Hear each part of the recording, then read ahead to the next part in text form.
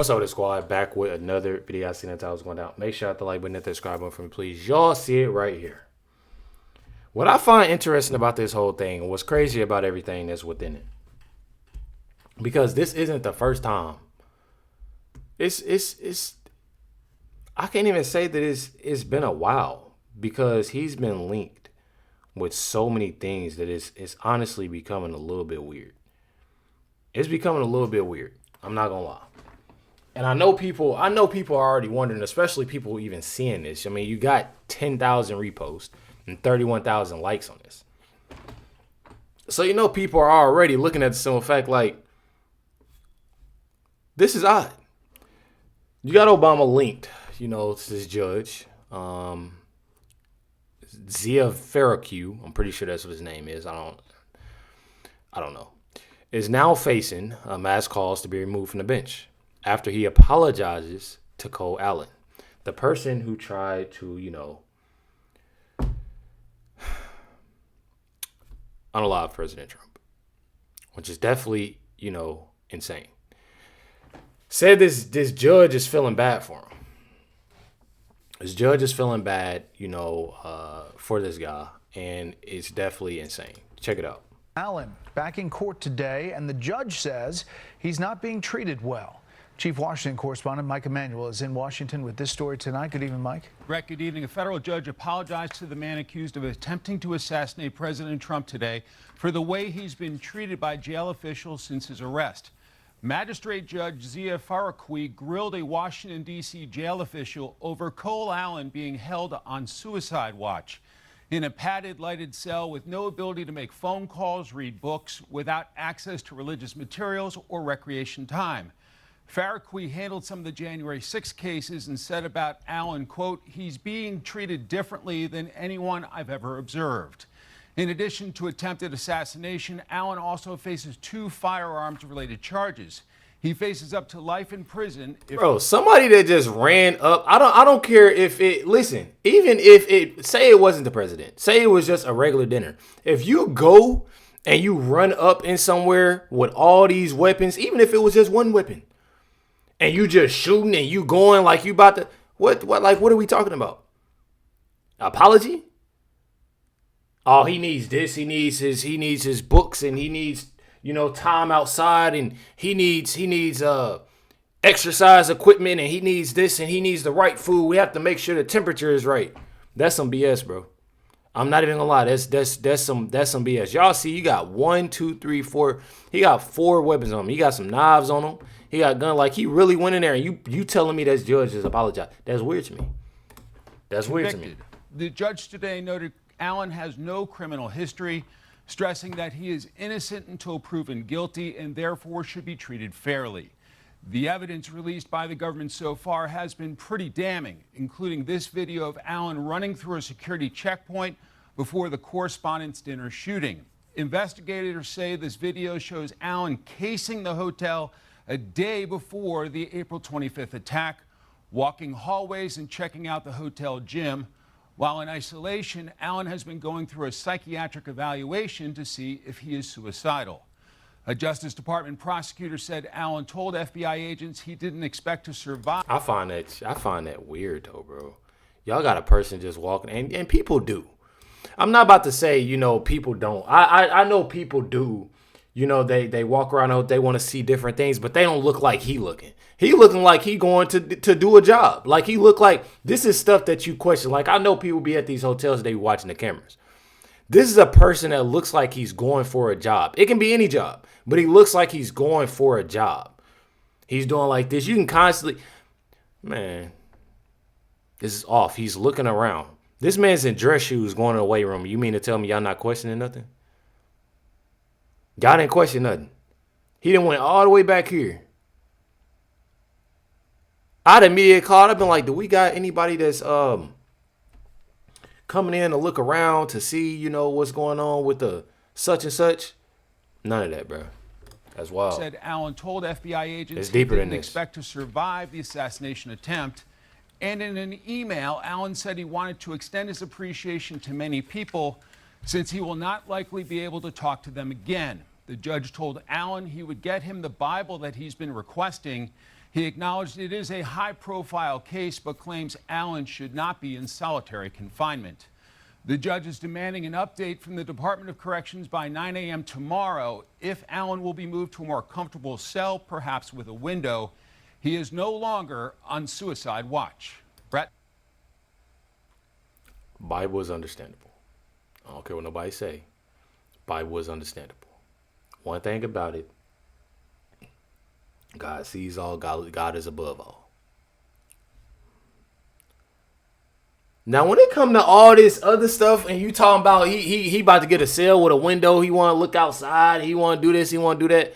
Hey man, listen, that's something you did. At the end of the day, now I truly don't understand that. I truly just don't understand this at all. I'm telling y'all. Check out what Greg said. A D.C. judge just apologized to Trump's wannabe assassin because his conditions in jail were too harsh. Cole Allen was arrested, charged, and placed in temporary suicide watch in a padded cell. Pretty fair for a guy charged with trying to kill the sitting president.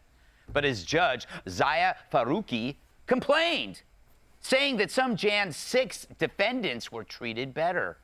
In fact, it was so inhumane to Cole, the judge said, at a minimum, I should be apologizing to him. We're obligated to make sure he's taken care of. Mr. Allen, I'm very troubled by what you've been subjected to. I'm sorry. Whatever you've been through, I apologize. So the judge apologized not once, not twice, but 3 times. 3 times. And not to a victim, not to the public, not even to the concept of law and order, which, by the way, has been on life support longer than CNN. Nope, he apologized to the guy with the shotgun and the knives. But this is where we are. A judge saying, hey, sorry this whole justice system thing is happening to you. My bad. Here I thought judges are supposed to be neutral. That's the whole gig. You wear the robe, you keep your opinions to yourself, and you don't turn the courtroom into a support group for Assassins Anonymous. Allen's lawyers also said officials watching Allen in prison contributed to excessive restrictions on his liberty. Excessive restrictions on liberty? The guy's in jail. Sorry, there's no egg and spoon races or friendship bracelet making in jails. Exactly.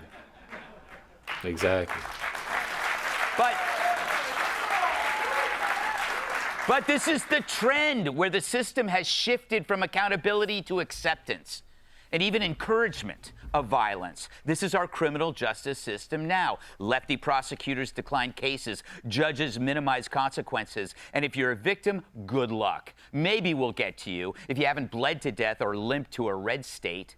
And the media is just as bad. The LA Times romanticizing the DC shooter, calling his road to violence a journey from young athlete to accused gunman, during which he organized Bible discussions, as well as the fencing team and the Nerf Club. Wow, sounds like the perfect guy to bring home to your parents right before he blows their heads off for supporting Trump. But these judges are the worst until you hear about the Democrat lawmakers. In New York, they're pushing bills that would let murderers get early parole after they've turned 55 and served 15 years, regardless of their crimes, freeing the worst ghouls like the John Lennon assassin and Son of Sam. And it's already happening in California. So I'm wondering, why such sympathy for the devil? Why the love for assassins, thugs, and murderers? It's not like the left is losing power. They won elections in Seattle and New York, and they did so without violence. And when you look at the so-called assassins, they aren't desperate have-nots. The latest douchebag was from a good family. The same for the guy who wanted to kill Judge Kavanaugh. And of course, there's Luigi and the leftists who started the Palisades fires. These are not people living in squalor. These are people who decided their mission is to take out political opponents. And it's a role that is accepted, even admired by a large faction of the left. You can thank the narrative created by the media and Democrats in which Trump is seen as an existential threat, and the only way to stop it is by removing him or anyone in his circle and by any means necessary. What you're seeing now is strategic, the removal of pieces from a chessboard. And when the killer reads the room, he will enlist and then is elevated to hero status. So it's not just the killers who are responsible, it's the people like the judge who softened the horror. But who am I to judge? I'm normal. I like that. I ain't gonna lie. That was a clean, outro. It was definitely a clean outro. And it's definitely just crazy on how, again, that things are so much of tied to Obama, truly is. When it comes down to Obama, since we on that topic, I had to throw a lot in here. You have Obama that truly, and it's very, very odd, that they always, it's more so of, they try their best to go after Trump. They try their best to go after Trump, the Trump administration. You have Barack Obama and Michelle Obama here. As Obama blames Trump for putting his marriage to Michelle under strain and causing the people to have genuine tension. Says it does create a genuine tension in our household, and it frustrates her. Yes, he said her. I mean, I know how y'all feel and what it is, but one thing about it is that how in the world are you gonna blame? Like it's almost like, and I say it all the time. They sit here and blame President Trump for every single thing ever. Like, it can be the smallest, and then you got Obama doing it. Not to say I'm surprised, but dang, you know what I mean? It's wild. Check it out, Jesse Waters. Does she really want to do more things with Barack? It doesn't seem like it. Seems like she wants space. Give it to her. I don't understand this weird marriage. Never have, never will. Why is it my business? Why do I know more about their marriage than my own marriage? Stop talking about your relationship. And rules for men, you never let another man, unless he's sleeping with your wife, get in the middle of your marriage.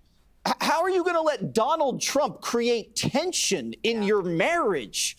Like, they trying everything. How is that possible? They're trying anything and everything possible, because people gotta realize this. And it took me a little, I had to realize it too just now. There are people that loves Barack Obama. Trust and believe. There are people that loves Barack Obama. There's people that loves Michelle Obama. And those same people that do are going to listen to what he has to say. They still obviously think that he is the president.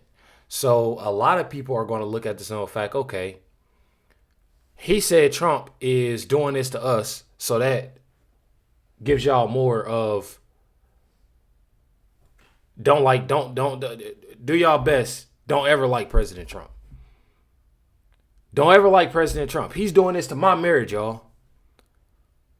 They're doing everything they can to pull people away from President Trump. And y'all know the exact reason on why they're doing it? Because there are a lot of people leaving the Democratic Party to either be independent or Republican.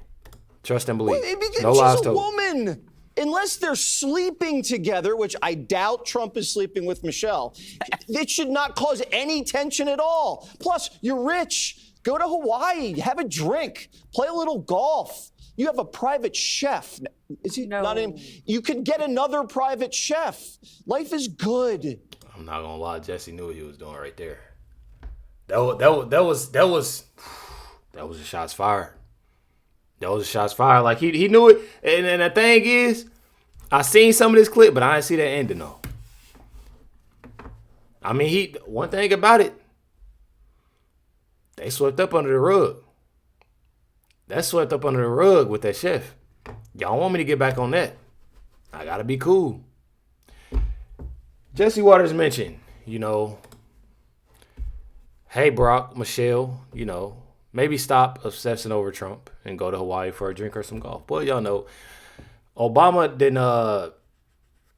got a library built. This library is $850 million, y'all. That's how much they spent for this library right here. I ain't gonna play the music. I know some of y'all watching this. I don't want to play music. It's loud music. This is the library. I'm not gonna lie. It kind of looked like I don't know. It looked like a prison or something, don't it? Don't it look like, how? Matter of fact, it looked like It looked like a movie, like you see something on a movie, and like one of the craziest. I ain't gonna say the craziest. One of the, what do they call it? Y'all gonna tell me in the comments. It's like those prisons that they have. What is like a high security level prison? Am I saying that right? It's something like that. It just remind me of just maximum security. It reminds me of something like that. What is a supermax? Supermax prison? Something. It reminds me of something like that. To where there's no windows really. And everybody on lockdown. 24/7. It gets worse though. It definitely gets worse. Says truth comes out, and people are wondering why, this building is so ugly. Obama did, in fact, do this himself. He designed it, himself. The original budget for this was $350 million. The final cost was $850, y'all. I'm gonna show y'all some of this video. I'm not playing this. Have been very hands-on. This is a 3D model, right, of the center. So walk us through it a little bit here. So the idea here was not to just build a museum or an archive or a mausoleum, particularly since I'm still here. The idea was to build a campus and a center where we could not only talk about my presidency, but more importantly, create a living, breathing institution that was helping to train and promote and encourage young leaders and citizens to get involved, be active, and be effective change agents in the world. And so what we have here is the main tower will have all the museum exhibits. And people who want to see Michelle's dresses and want to see camp. All right. That's, yeah, you know what I mean? Because I don't want to say nothing. I don't want to say nothing bad. I don't want to say nothing bad that's going to get me in trouble or make somebody mad. I'm going to just... Nobody want to see that shit. Like, honestly, nobody don't want to see that. Nobody does not want to see that. I'm sorry for the ones out there. I know I try to watch my cousins. Nobody want to see that. Y'all gotta excuse me for that one. I'm telling y'all gotta. I had to say it. Got it right here. This is Obama's trash can library is now the most expensive presidential library to visit. I don't know if y'all know, but it costs $30 a head to get in there. $30. I'm gonna show y'all the graph. Hold on. I think they're gonna pull it up. At $30 per ticket, and I think we have a comparison. The Bill Clinton Presidential Library, just to compare, is $12 a ticket. Your thought? Bill Clinton 12. You got George Bush 12. Jimmy Carter's 12. Everybody really 12. 30, Ronald Reagan 25. George W. Bush 26. Richard Nixon 29. $30. Mind you, this is the president everybody love, right? One thing that I've always known, to be, I ain't gonna say it. Never mind. I'll keep my comments to myself. I ain't gonna say it for the simple fact I gotta watch what I say on here. So it's bad enough I can't say everything that I want to say. I know some people get mad when I do that, but I can't say certain stuff on here. So I'm gonna $12 a be ticket. quiet. Your thoughts?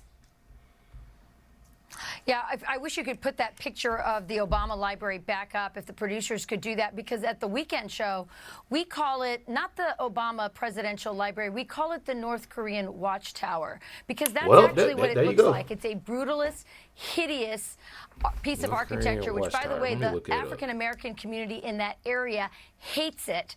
They've been protesting it. And I'm going to show y'all the video, too. Don't worry. That's where the protests ought to be.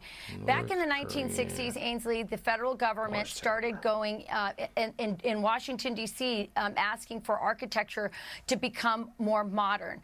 And President Trump has gone in the face of that and said, no, we are going to return to classical, beautiful architecture, because you know what? Like that. We as humans are actually wired for truth and beauty. In fact, they say that the studies show that when people are around classical, traditional architecture, they report being happier. And in fact, polls show that 72% of Americans prefer classical. Yeah, you want something classical. When I vision a library, I vision it, some of them, 1 or 2 story, but I vision it, you have a flat library with books everywhere, a nice little reading space. Me personally, I like stuff that's nostalgic. I like stuff that's cool and chill, and you know what I mean? That brings me back to when I was a kid. You know, to feel, you know, good again, to feel, even if they spruce around, you know, a little here and there, and they want to, that's something. But to have something look like this and like, oh man, that's 850 mil, y'all. This woman right here, she says she's calling for Obama and Michelle. I know y'all gonna be in the comments. Recklezz, her name ain't Michelle. I already know. To apologize to Chicago. She said Pritzker stole their property and gave it to Obama. I'm gonna just play the video because I don't want to say nothing crazy. Obama, we're calling on you and Michelle. You and Michelle, come and apologize to Chicago for doing this. You come and apologize to South Shore for moving all these people out, displacing all these people, having J.B. Pritzker steal our property. Obama, before you come and cut that ribbon on this ugly building, come and apologize to South Side of Chicago, to Chicago, period.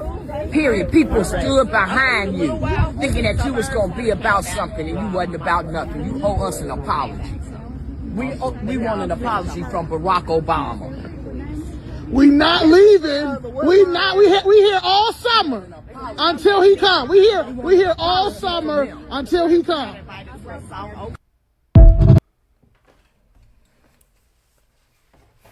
I know some people are gonna be in the comments like, well, y'all voted for him. Y'all supported him. Hey man, listen, let me tell y'all something. However that goes, I'm glad that people are realizing now. Like I've said in my video before, I'd rather people realize now rather than them not realizing at all and still being stuck when it comes down to that, I guess you can say, plantation. I guess if you want to be 100 with you, I guess you can say that. Because people are, in fact, brainwashed about a lot. They not thinking that and especially like I've always said, social media is a hell of a drug. So when people are constantly looking at the fact that, okay, I'm seeing this person post here about Obama, and I'm seeing this person post here about this person, and I'm cool with this person, I'm gonna rock with this. Oh, they don't like Trump, and what they're doing to these people are bad. I don't like none of that. Bro, y'all gotta realize what they doing, what's going on, bro. People gotta stop doing what they doing and actually do their research and look and see what people are doing. When it comes down, and when I'm saying people, you know, when it comes down to the left, or what they're truly doing. Ask yourself, is this right for myself, my family, and my community? That's all you gotta do. Hit the like button, hit that subscribe button. Definitely appreciate y'all. Much love, everybody. Catch y'all next one.